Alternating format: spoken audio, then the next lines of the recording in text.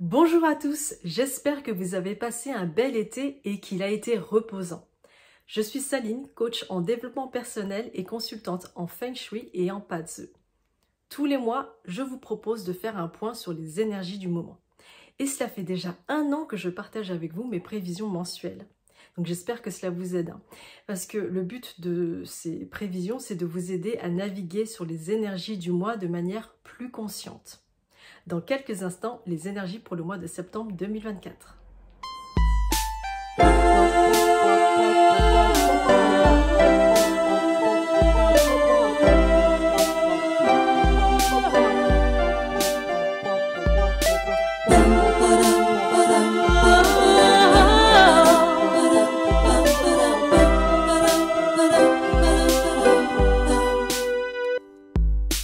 Nous sommes au mois de septembre, synonyme de la rentrée à bien des niveaux. Le mois de septembre 2024 est représenté par le coq d'eau, Kuei-o, qui commence le 7 septembre et se termine le 7 octobre. Nous avons l'élément eau yin, représenté par Kuei, et l'élément métal yin, représenté par le coq. Les personnes qui seront le plus en résonance avec les énergies de ce mois sont les personnes du signe du coq, du dragon, du serpent, du buffle, du chien, du rat et du lapin. Ce mois de septembre est un mois sous le signe de l'action et de la reprise d'activité. Mais pas tant par rapport à ce qui a été prévu initialement avant l'été, mais plutôt par rapport à des changements.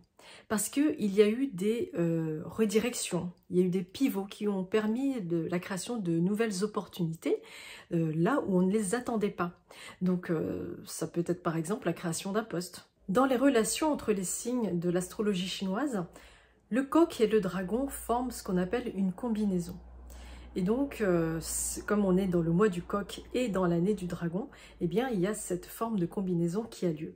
Ça se traduit comment? Eh bien, ça se traduit par l'apparition d'opportunités de partenariats, de relations qui se font un peu plus facilement avec de nouvelles personnes ou de reconnexion avec d'anciennes personnes. Et vraiment, le mot-clé, c'est vraiment la relation, l'influence, la connexion sur ce mois-ci, de manière globale.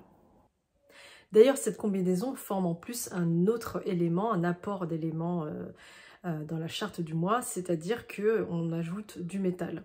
Donc voilà, le dragon et le coq, ça forme du métal, et le métal représente, par rapport aux énergies de ce mois, de la création, des nouvelles choses, des choses qui poussent, des choses nouvelles. Donc c'est pour ça qu'avec tous ces mouvements, toutes ces nouvelles choses qui arrivent de ci, de là, on a l'impression qu'il y a tellement de choses, on ne sait plus trop où donner de la tête, et pourtant il va bien falloir choisir ce sur quoi on veut se concentrer, parce que on a besoin de se poser, parce que sinon on n'avance pas, de se poser et d'aller de l'avant vers l'objectif qu'on s'est fixé. Et des occasions, il va y en avoir, des occasions de former des partenariats, de s'associer même, parce que voilà, le mois aide, les énergies du mois aident à faire cela. Alors la question maintenant est de savoir ce que vous allez faire quand l'opportunité se présente. Est-ce que vous allez incarner ce nouveau rôle, ou alors est-ce que vous repoussez cette opportunité? Certaines personnes regrettent déjà le calme du mois d'août, car le mois de septembre est plus dynamique. On est facilement distrait par tout le bruit qu'il y a tout autour de nous, par les nombreuses sollicitations, qu'ils soient professionnelles ou personnelles.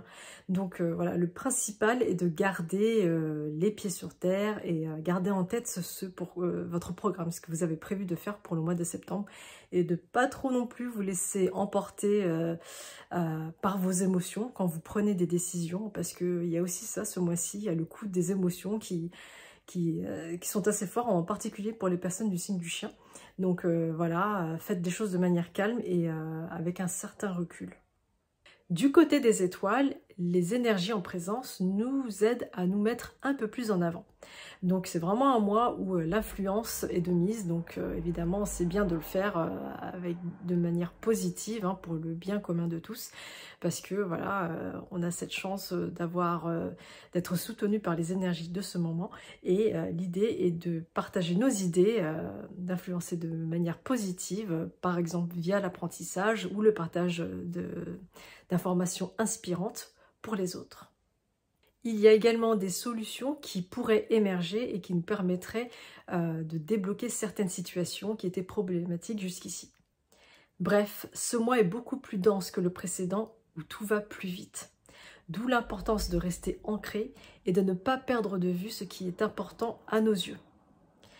Utilisons les énergies de ce mois-ci pour nous aider à arriver à bonne destination, pour clore des sujets et puis pour en ouvrir d'autres.